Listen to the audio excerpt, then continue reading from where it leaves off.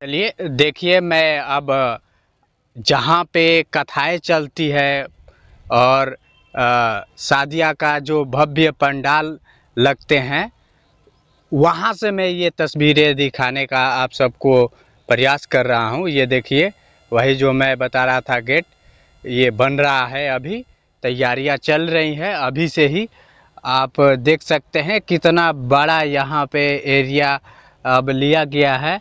पहले छोटा था, लेकिन अब आस्ते आस्ते एरिया को बढ़ा दिया गया है।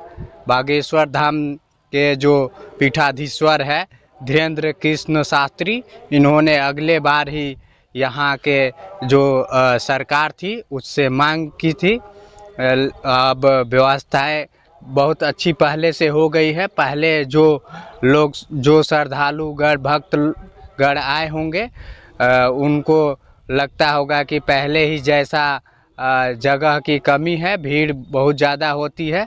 तो अब मैं बता दूं कि पहले से एरिया बढ़ गई है और बढ़ा दिया गया है। और यहाँ पे देखिए एक बड़ा सा पहाड़ है, और यहीं पहाड़ के जस्ट बगल में ही बाबा का जो फरवरी में कथाएं चलती है और शादियाँ की जाती है, जो 151 और इस बार भी करेंगे।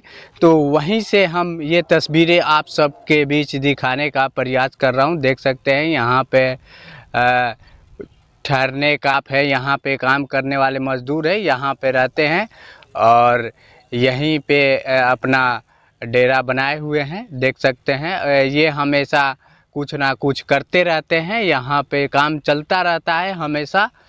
तो ये रहा सब व्यवस्था, हम आपको दिखला रहे हैं कैसा नज़ारा है यहाँ पे।